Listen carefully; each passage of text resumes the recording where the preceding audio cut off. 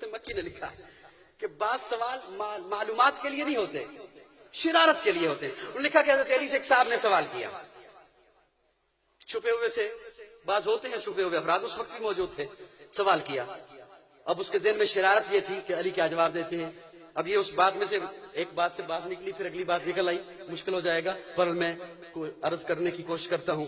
حضرت علی سے سوال کیا، علی المرتضیٰ جی یہ بتائیے کہ پیارے آقا کے بعد صحابہ میں سے سب سے بڑا عالم کون ہے، علم والا کون ہے؟ اس کے ذہن میں یہ تھا حضرت علی جواب دیں گے، آقا کی حدیث ہے انا مدینۃ العلم و علی بابوہا، وہ کہیں گے میں ہوں سب سے بڑا علم والا، تو میں کہوں گا جب آپ ہیں تو پھر خلافت بھی آپ کا حق ہے۔ میری بات سمجھ رہے ہیں نہیں سمجھ رہے؟ انہوں نے سوال کیا، حضرت علی نے جواب دیا امت میں سب سے بڑا عالم ابو بکر ہے۔ سب سے بڑا عالم؟ اس نے کہا کیسے؟ حضرت علی نے جواب دیا، آقا نے فرمایا مرو ابا بکر فلیصلی بالناس، امام وہ ہوتا ہے جو سب سے بڑا عالم ہو۔ جتنے حضرات موجود ہوں ان میں سے جو زیادہ علم والا ہے اسے اپنا امام بناؤ۔ تو آقا فرما رہے ہیں مرو ابا بکر فلیصلی بالناس، اور یہی وہ حسین موقع ہے جب پیارے آقا نے فرما دیا۔ حضرت ابو بکر اتنے سخت دل والے نہیں تھے، حضرت ابو بکر کی ہمت نہیں ہوئی مصلی پہ جانے کی، صحابہ نے حضرت عمر کو آگے کھڑا کر دیا، حضرت عمر کھڑے ہو گئے، حضرت اقامت ہو گئی۔ جب حضرت عمر نے کہا اللہ اکبر، آواز گئی حجرہ میں، پیارے آقا نے بیماری کے باوجود پردہ ہٹا کے کہا نا عمر مراد رسول ہے، ٹھیک ہے، عمر ناطق بالحق ہے، ٹھیک ہے، عمر کی زبان پہ رب کا قرآن بولتا ہے، ٹھیک ہے، لیکن جہاں ابو بکر ہو، ابو بکر کی موجودگی میں کوئی اور مصلی پر نہیں آ سکتا۔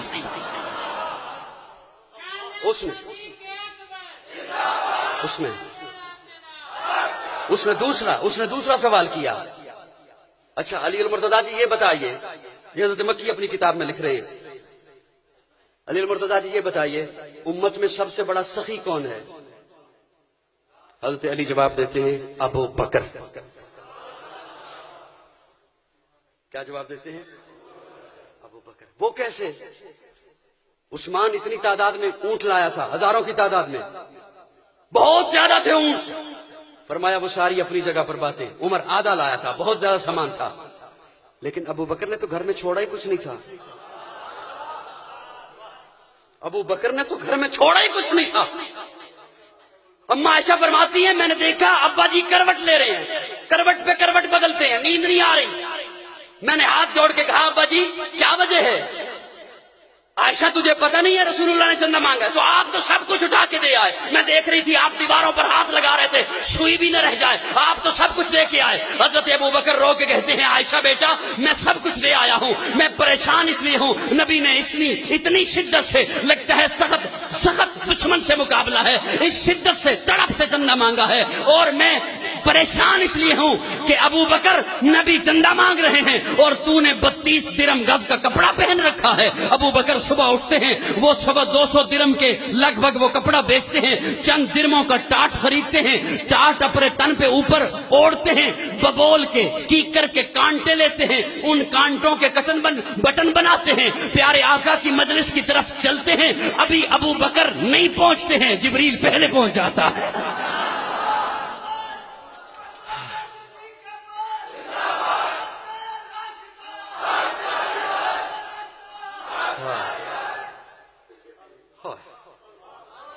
اور جبریل کے تن پر بھی ٹاٹ ہے، جبریل کے تن پر بھی ٹاٹ ہے۔ جبریل یہ کیا پہن رکھا ہے؟ پیارے آقا پوچھتے ہیں۔ علامہ ابن حجر اسقلانی لکھتے ہیں جبریل نے عرض کیا یا رسول اللہ ذرا اوپر نگاہ کیجئے، پیارے آقا نے اوپر دیکھا، اللہ نے پردے ہٹائے، محبوب کو دکھایا، ملائکہ نے بھی ٹاٹ کا لباس پہن رکھا، ملائکہ نے بھی ٹاٹ کا لباس پہن رکھا ہے، کیا ماجرا ہے۔ تھوڑی دیر کے بعد ابو بکر آگئے، میں تفصیل میں نہیں جاتا، بات اور کرنے چلا تھا، بات دور نکل گئی۔ ابو بکر آ گئے، ابو بکر جبریل آیا ہے، جی یا رسول اللہ پیغام لایا ہے رب کا۔ رب نے تجھے سلام بھیجا ہے. اور اللہ پوچھتے ہیں محبوب ابو بکر سے پوچھئے ابو بکر کل تو مکے کا بہت بڑا تاجر تھا, بہت بڑا رئیس تھا, بہت بڑا مالدار تھا, آج تیرے بدن پر کپڑا بھی نہیں ہے, مجھ سے خوش ہے؟ خوش ہے مجھ سے؟ حضرت ابو بکر کی چیخ نکل گئی, چیخ مار کے کہتے ہیں یا رسول اللہ, یا رسول اللہ, اللہ کو کہیے ابو بکر کے تن پر جو کپڑا ہے اس کے آج ٹکڑے ہوئے ہیں, اگر ابو بکر کے بدن کے بھی ٹکڑے ہو جائیں ابو بکر تب بھی اپنے مولا سے خوش ہے. حضرت علی جواب دیتے ہیں سب سے بڑا سخی بھی ابو بکر. وہ سوال کرتا ہے اچھا علی المرتضیٰ جی یہ بتائیے امت میں سب سے بڑا بہادر کون ہے؟ سب سے بڑا بہادر کون ہے؟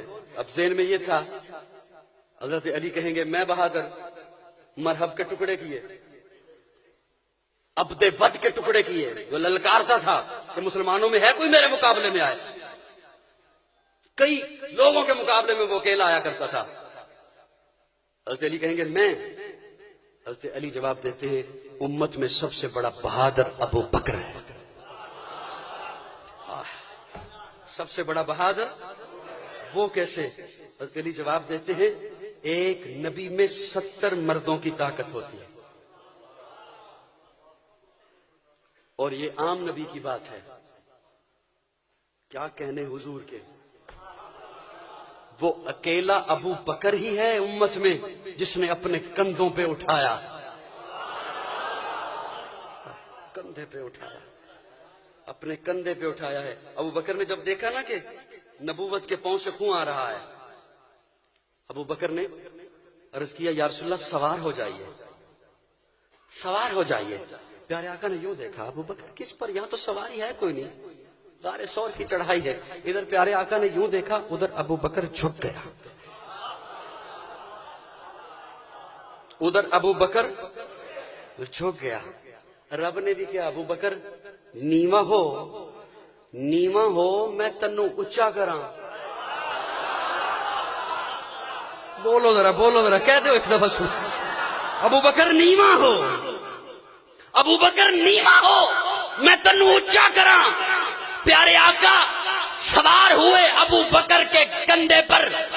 ارے علماء موجود ہیں, علماء فرماتے ہیں آقا کے کندھے پر مہر نبوت ہے. میں عرض کر رہا ہوں آقا کے کندھے پر مہر نبوت ہے, صدیق کے کندھے پر وجود نبوت ہے.